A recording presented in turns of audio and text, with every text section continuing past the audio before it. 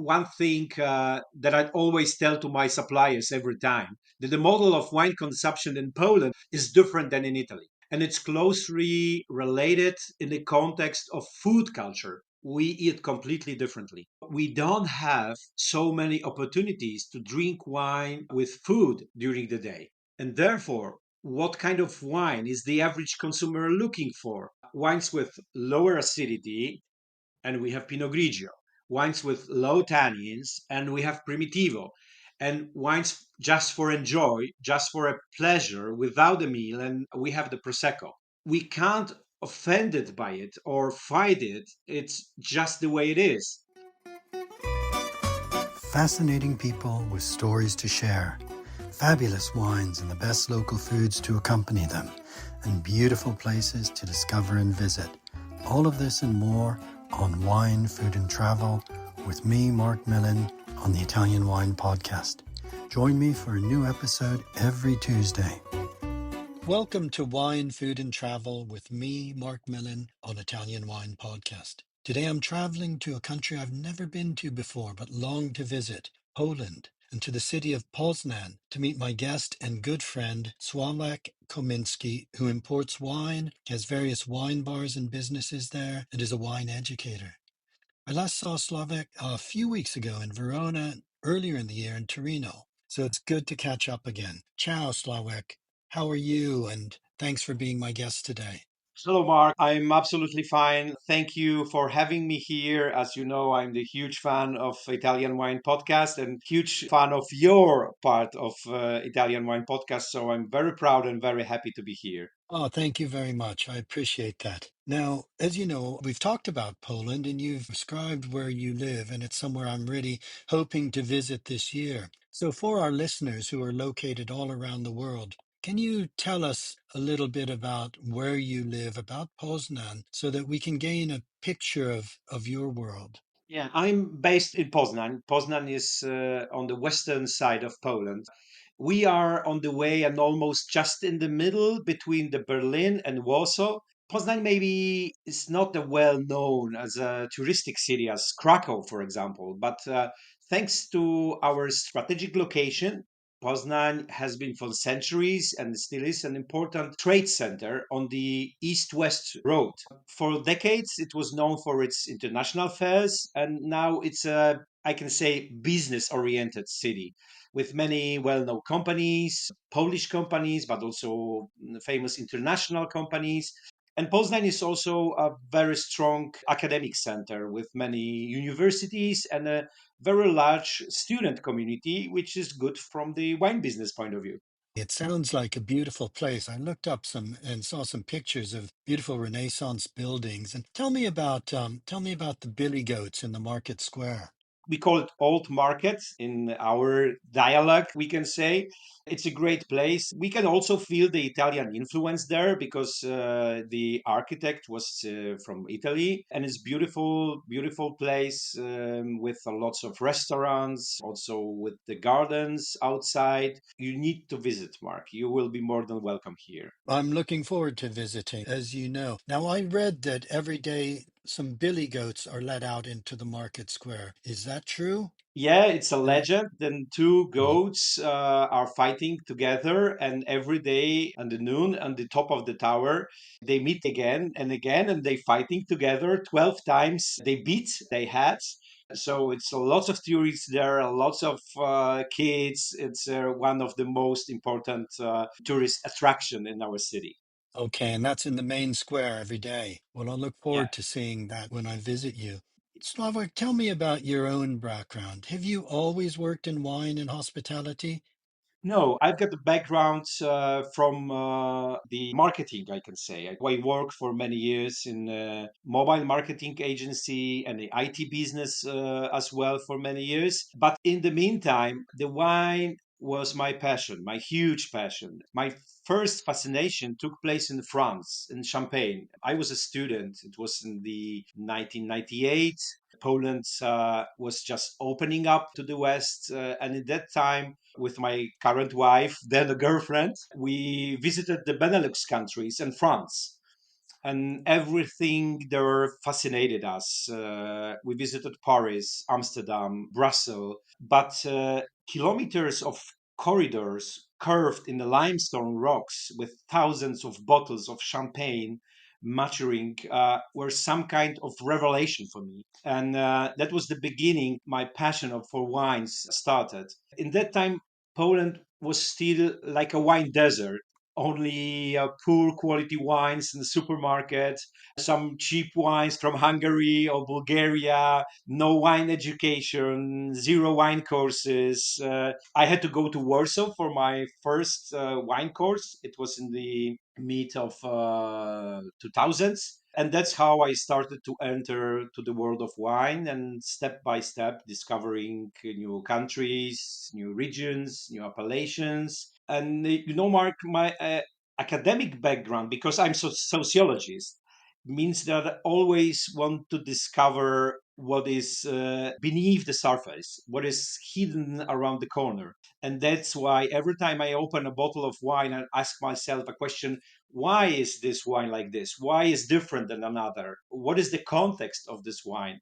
I always also been interested in history and geography. I love maps, and both of these contexts are, as you know, the great importance for discovering the world of wines. And in 2009, I decided to combine my passion for wine also with business, and that's how it all started. Well, that's amazing. And I'm just thinking about this time because a lot of our listeners won't remember when Europe was divided and, this great opening up of what we referred to as Eastern Europe, the Eastern European countries.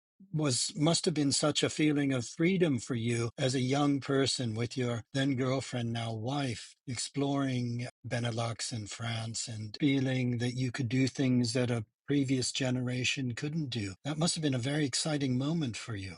Yeah, it really was. We were student, we were poor. I earned the money for this trip during 2 months of students' work during the students' holiday. So at the end of this trip, we had money. We observed the people who were sitting on the table in the Brussels with the bottle of wine on each table with the big jar of mussels. And we promised, and I promised my girlfriend, now wife, that we will come back to Brussels for this amazing experience with the mussels and the white wines on the Yes, table. And yes, and yes. we really did it. But that time was really great. Everything was new for us, and everything fascinated us. It was like a white piece of paper.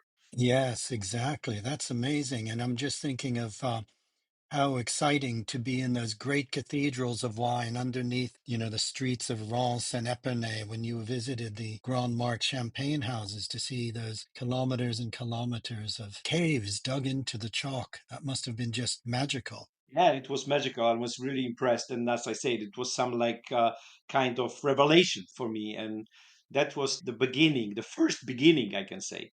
It's really interesting as well to say it was like having a blank sheet of paper because, as you say, there was no established wine culture yet in Poland.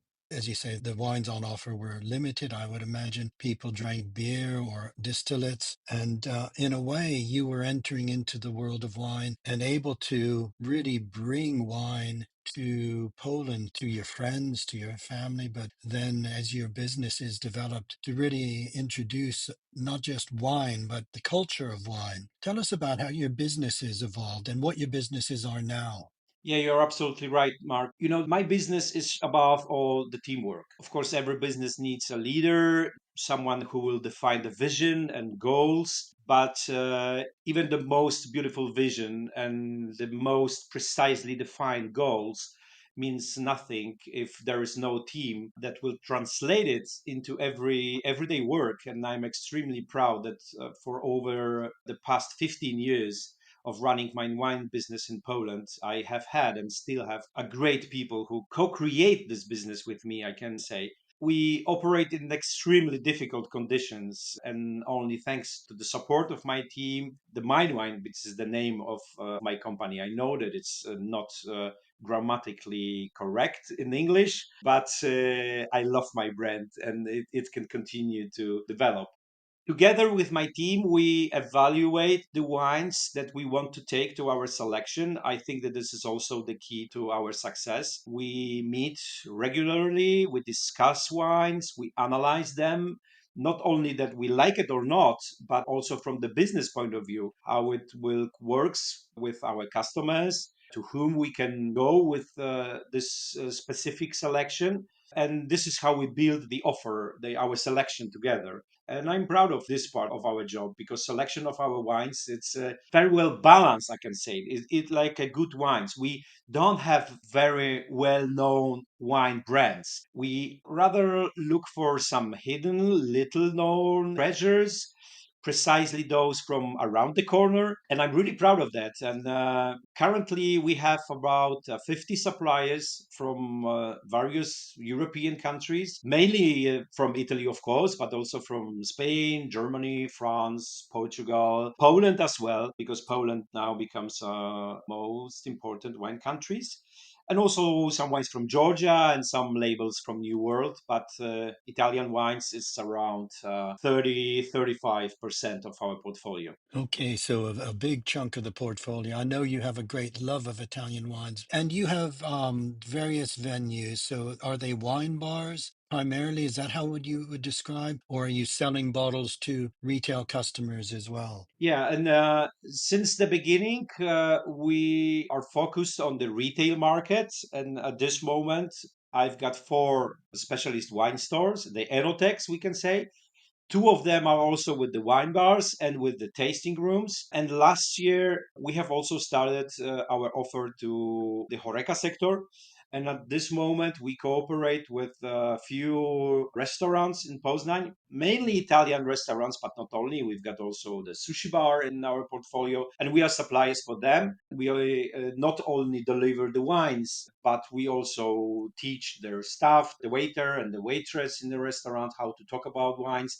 And we use our retail experience also to teach the staff in the restaurants how to talk about wines, how to offer wines, how to describe the wines to the consumer, and how to serve the wines in the restaurants, because we also got this kind of experiences. Okay, so it's a comprehensive service you're really supplying. I'm interested in learning more about where your love of Italy and Italian wine came from. I know you're passionate about Italian wine. I've, of course, met you through Via, and we've tasted many wines together in Italy. And I know you have a deep knowledge and a great passion and love for Italy and Italian wines, of course. Yes, it's absolutely true, Mark. But my love for Italy and Italian wines, it wasn't love as a first sight. It's rather this feeling mature step by step. As I discovered more regions, more cities, and more places in Italy. You know, Poland is a very homogeneous country. Of course, we have differences between the eastern and western part. We have some regional dialects, but it's not as great a diversity as in Italy. The average Pole who has never been to Italy or has visited Rome once or Venice looks at Italy for the prism of his experiences, the Polish experiences. And only when you immerse yourself deeply in Italy, you start to discover this fascinating diversity. Of course, we talk about the historical roots, the geographically determined.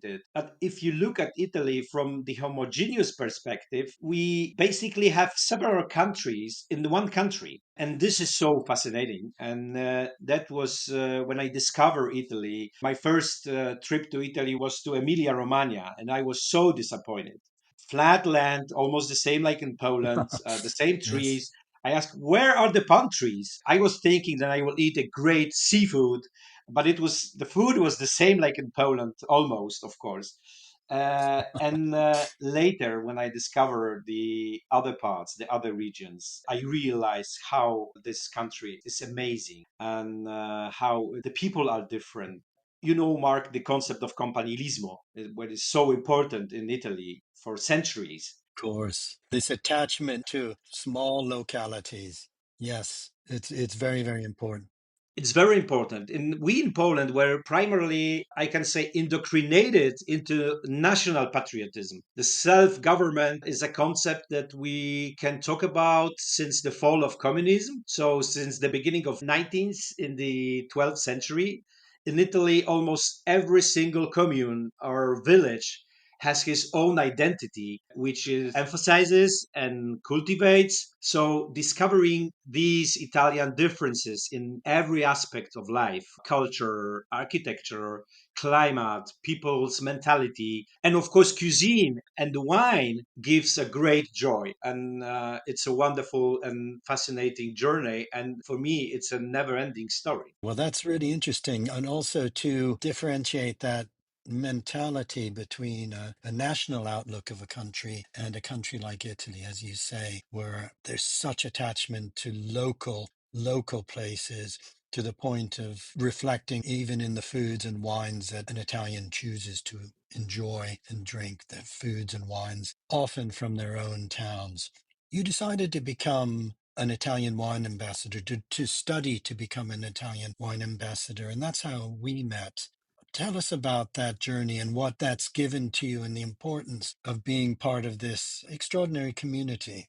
Yeah, it's true. The VIA community is something absolutely extraordinary. And I met a lot of great people. And I can say now that thanks to VIA, when I disappeared in every corner of the world, if I got the mobile phone and I chat on the WhatsApp, guys, I need some help. I know that I'm sure that wherever I am, somebody from VIA community will help me. And this is absolutely great. But also for the via, especially to be an Italian wine ambassador, especially in Italy, gives a lots of advantages and open many doors. It rises my prestige as a person, but also for my company. Sometimes I laughing that now when I'm negotiate with some new potential Italian suppliers, when I show to them my business card, when I got the information that I'm an Italian wine ambassadors, they won't play with me the normally Italian game during the negotiation because I know what we are talking about when we are talking about the wine business in Italy. Yes, yes, it's true. It is a great community and it's a very supportive community, as you say, globally. I'm always amazed at the generosity and the knowledge of the Italian wine ambassadors all around the world. And it's great when we then have a chance to meet up, many of us together at somewhere like Vinitaly. Also it's rise the authority for us, and also I think it's important for my customers and for the students for my wine courses. Then I can say that I passed the exam, which is extremely difficult, and this gives the permission to be not only the ambassador but also the educator, which is also an important part of my job. Yes, actually, I wanted to discuss that aspect of your job because I know that you love teaching. You love teaching in particular about Italian wine. But I'm interested as well if, you're saying that in Poland, the concept of Italy is as a single nation. I think it's a similar often in the UK. Maybe not so much now because people have traveled more. But we have an idea of Italy as a single nation when, as you say, there's so many regions, but within each region are such precise identities. I'm just interested in how Polish people have become interested in Italy and in Italian wine and how you can bring that to them, both through education, through tastings, through fun events, and the sort of things you do to introduce not just the wines themselves, but I think one thing I've found with you, Sławek, it's the fun of wine, it's the enjoyment of wine, it's having a glass and drinking in that Italian way, where wine is something that makes life better. Yes, it's absolutely true. First of all, I need to say that Poles love Italy and everything Italian. As a country, we have many things in common with Italy. Of course, lots of Italian restaurants, but also Polish people loves Italian cuisine. And of course, the Italian wines are number one. And we have a very interesting phenomenon when we are talking about the Italian wines in Poland. We call them 3P in the wine industry. Do you know, Mark, what the Italian 3P might be? Well, I'm thinking Prosecco, Pinot Grigio, and I'm thinking of that third P, um, Yeah. Pinot Nero. No, it's Primitivo, but you are absolutely right. Yeah, Prosecco, Oh, Pinot oh, Grigio, and Primitivo. Primitivo, of course. Yeah.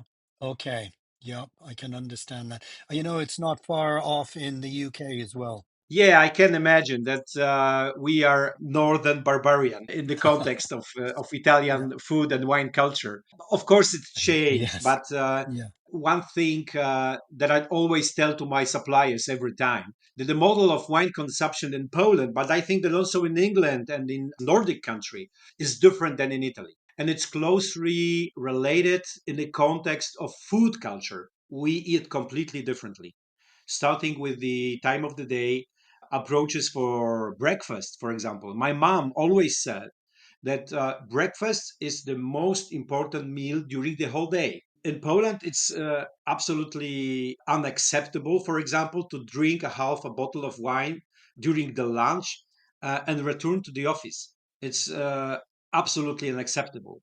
And also, we don't eat such large dinners as Italians do.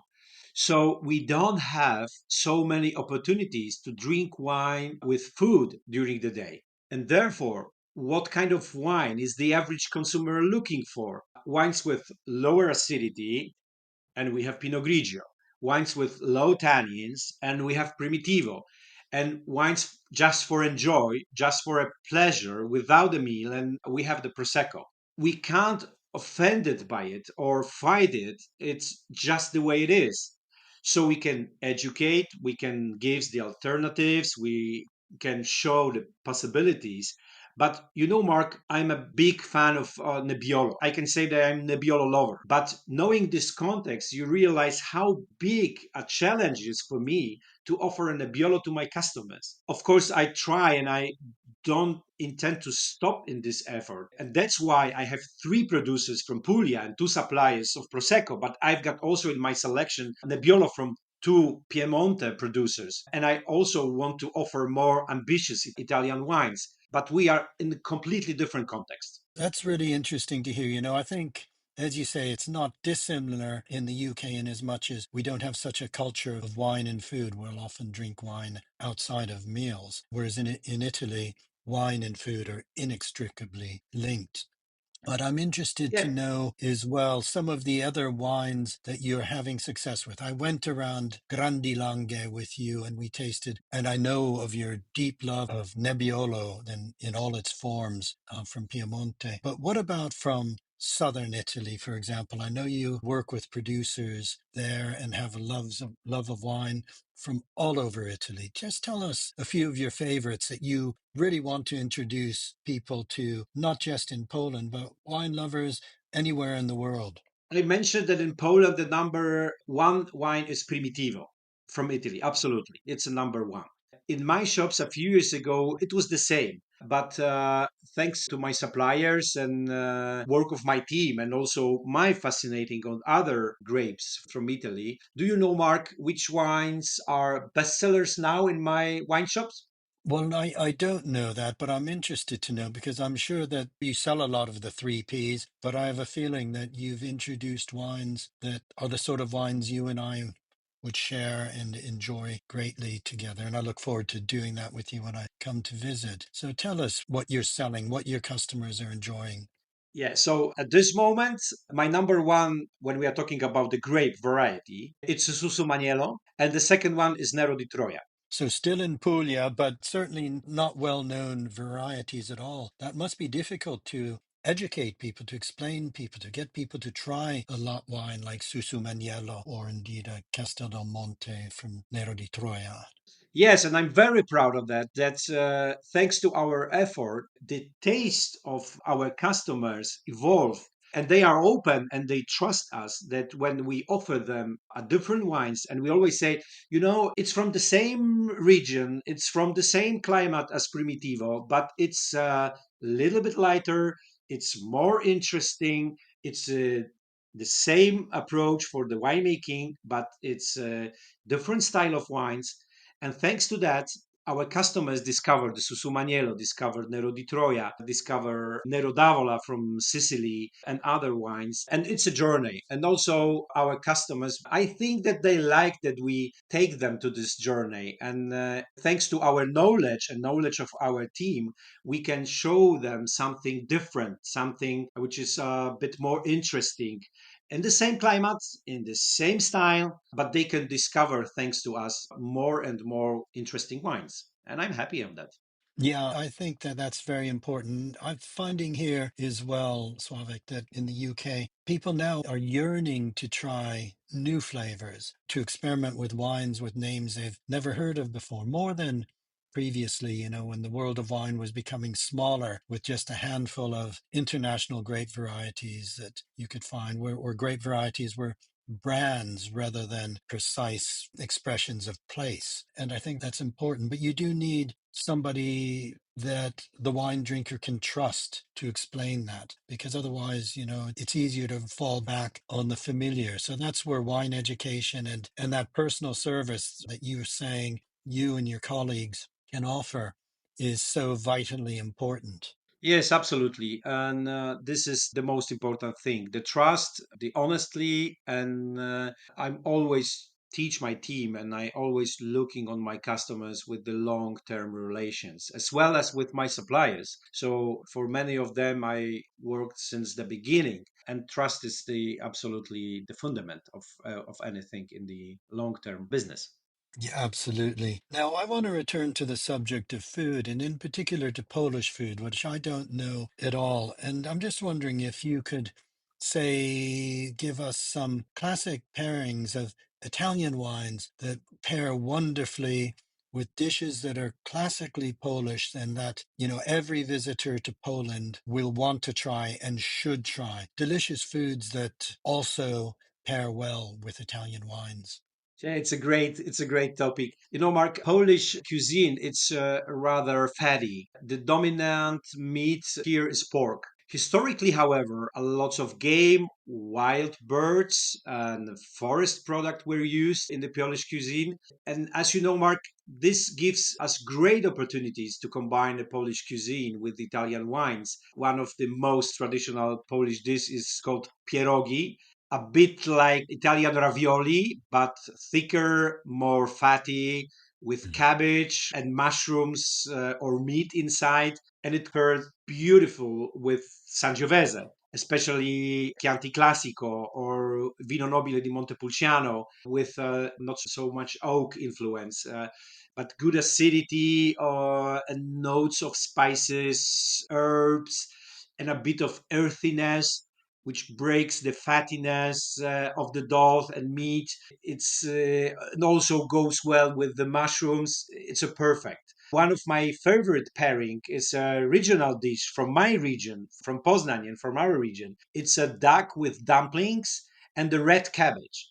And duck is most often baked in the oven with apples, which gives the dish acidity, but also a little sweet notes, and it goes perfectly with Valpolicella ripasso.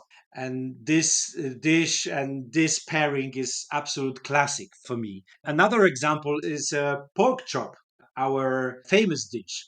It's cooked the same way as a cotoletta alla milanese, but not with veal, but with pork. And it goes great with verdicchio or with soave classico, especially one that's it's a few years old, which still have great acidity, but also enough structure and texture to carry this dish. It's absolutely perfect pairing. So for sommeliers and for wine lovers, Polish cuisine and Italian wines, it's absolutely great environment to make some experiment and to make some great pairing. Those are three fabulous pairing suggestions of foods that I look forward to trying when I come to visit you. They sound great, and I like the precision of your wine pairings. Now, I know Poland is also famous for beautiful pastries and desserts. Is there a dessert or pastry that would pair with a beautiful pasito or dessert wine? Yes, absolutely. The one of my favorite dessert and pastry is a cheesecake.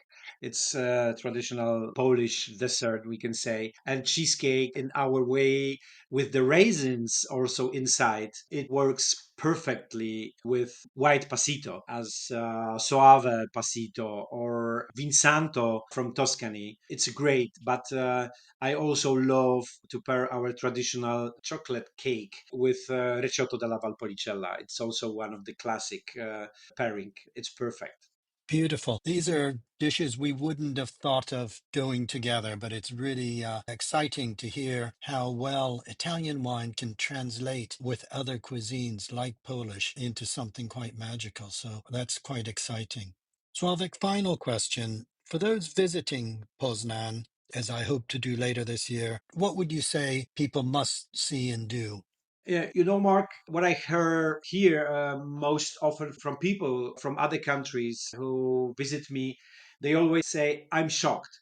I didn't expect that Poland is such a beautiful, friendly country, that the infrastructure is so good, so many people speak foreign languages, that is so clean and so safe. People are very helpful here, especially for foreigners. And we have an extremely rich history and beautiful places to visit. Of course, Krakow must be on the list, and Warsaw, Wrocław, Gdańsk on the seaside. Poznań, of course, are wonderful, vibrant European cities with delicious food made from high quality products from local small suppliers. I tell you honestly, Mark, that we have been, when I, for example, traveling all over Europe for many years, and a few years ago, I had a Polish complex, I can say. We felt a bit like second class citizens in Europe, but I have to tell you that I don't feel that way at all anymore, especially now when Poland has become a leader in economic growth. We are a very hardworking nation and we have earned for our position of ourselves in Europe. And I'm proud of it. And I, of course, invite all of our listeners come and visit Poland, guys. You will be very positively surprised. You will feel like at home, and you will meet a great people. You will eat great, delicious food. So I hope you will join our country, and of course, you are more than welcome here in Poland. Well, thank you. That is a great invitation to all our listeners, and knowing as well that in Poznan we will be able to enjoy not only wonderful Polish dishes, but also beautiful Italian wines to pair with them. Sławek, it's been great catching up with you again. I really enjoyed the times we spent together earlier this year, and I look forward to getting together with you again sometime soon and to sharing another glass of wine. Thank you so much for being my guest today. Thank you so much, Mark. It was a really, really pleasure and honor for me. And I hope that you will visit us in the second part of this year to promote your book and, of course, to share the glass of wines. And you will be more than welcome here. I will take you to my best restaurant with our traditional Polish and regional cuisine. And of course, we will drink great Italian wines with this great food. So I hope to see you, Mark, very soon. Non vedo l'ora. I can't wait. That's going to be really fun. And I will just say for our UK listeners, there are flights. There's a flight I can take directly from Bristol to Poznan. So it's not difficult to reach. And I'm looking forward to that. So, Sławek, have a great day. I know it's a busy time for you, but we'll meet soon. Grazie and see you soon. Grazie mille, Mark, e buona giornata. Ciao, ciao. Buona giornata. Ciao. We hope today's episode of Wine, Food and Travel with me, Marc Millon, on the Italian Wine Podcast has transported you to somewhere special. Please remember to like, share and subscribe wherever you get your pods. Likewise, you can visit us at italianwinepodcast.com. Until next time, chin chin.